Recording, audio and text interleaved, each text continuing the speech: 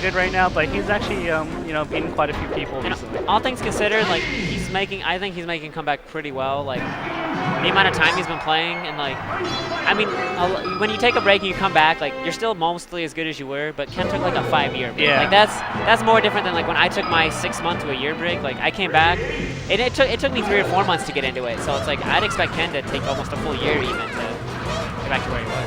This is going to be interesting. Ken has been fly, so the match has already started. Now, Leland is really adamant about wobbling, so he's talking to me yesterday, and I think he really wants to win this. Wait, he knew? Oh, he knew he was. Oh, because pools were posted, right? Yeah. So he knew he was playing Ken. So he's really trying to. Yeah.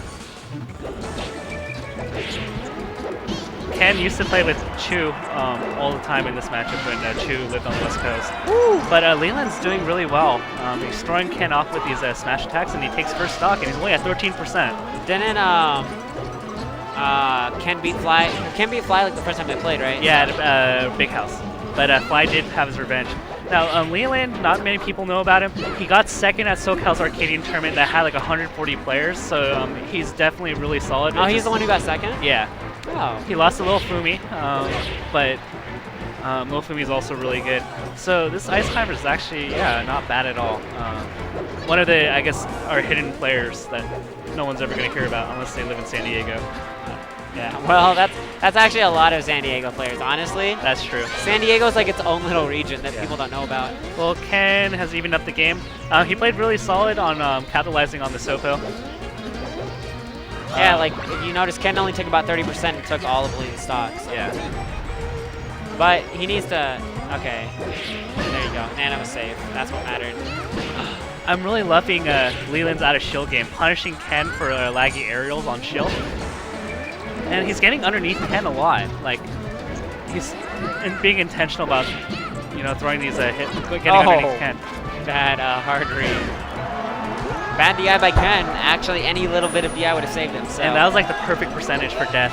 IMO. Yeah, he like barely died. No, you didn't say no. Oh well. So he can. The question is, what can Leland do with this stock? Because last time we saw Ken, took a couple hits only against Sopo. Yeah. So. I think he needs to throw out some. There we go. Oh no, you didn't shield grab. Oh, and this might be death. Yeah. So nothing. He literally did no percent. He did like 10. Oh, well, once we started talking about it, he got like the one hit at the very beginning, but that didn't hit. That's interesting. Ken needs to be a little bit more selective about how he aerials. Leland's been feasting off of, really good tipper. Ken has quite a big lead. Rapid jabs, who would have known? Oh my gosh, Ken, please. No, Nana, don't do that. So has Leland wobbled yet? I don't see. No, he hasn't wobbled yet. Do we think he will? Do we know about him? Is he that type of player? He does wobble. Okay. Oh, this might be current That's Nana. Nana for dead. The worst part is Nana won't wiggle out of her tumble or anything, so there's no way to save her after she uses her double jump. She just like kind of spins. So sad. Sad life. And what I mean by wiggle out of your tumble, so when you're in that double animation, if you wiggle the control stick back and forth, left and right, eventually it just breaks your tumble and you go into a normal free fall. So you can still like jump and attack and air dodge. Good down smash. He's been catching Ken jumping a lot. I mean, I guess Ken's game plan just revolves all around short hop walling off, but I would like to see a mix of down tilts as well. So hard pressed for this Sopo to make a comeback after we've seen what Ken's been able to do to it, but would be pretty hyped to see it. Yeah. I think overall, Sopo's done a total of 30 damage in like all 4 stocks. That's not very good. It isn't very good. Maybe this is what separates the Fly and the Chews from the Lelands. That's definitely a part of it, being able to play the game with Sopo. And I think if you're able to play the game with Sopo, it just kind of shows your mastery of the game overall. Yeah. Because if you can play with Sopo, well, think about what you can do with 2 Ice Climbers, you know? Yeah. And just Sopo is just so limited in his range and like how much space he covers. Like he's like a crappy Sheik or crappy Luigi, in my opinion. Yeah. You can wave dash kind of far, but doesn't do not much. And he has like no air game. Like single up airs is not exactly. Oh, no wobble? So, I'm not quite sure how the setup When works. you get the grab at 0%, from what I remember, like 0 to 30% is really hard to get the wobble started unless you actually do like an actual setup into the wobbling. Because Nana will be off kilter. Yeah. That was a good up B to get out of a potentially difficult situation. Not that one though. That was painful. Not great DI and just kind of flies off the stage and dies. Nice shield though. Ken's been doing those a few times. Oh, the target switch. Cute Ken. He's playing his teams. Even I didn't see that coming. Huh. He's making great use of that top middle platform. What? How did Nana get caught? Oh my gosh, please no, Ken. Nah, yeah, that was. I'm really liking that up B onto the top platform. How does Ice Climbers punish that? Yeah, I mean. Oh. He like wanted to punish, but then he's like, crap, like, what do I do? Yeah, I was saying, okay. I mean, he can punish that if he gets the shield, but if he gets sword and hit, I don't think he could. But if you're like at like 150, like what good is like an extra 20%? Like 20%. Like he's already at kill percent that I don't really consider it much of a punish. It's like adding 20 damage to 900%. Like I mean, maybe if he does it 1 or 2 more times, the upper will then kill him, you know? So that's true. Any little extra percent. These up Bs, man. Oh, okay. I see you, Leland.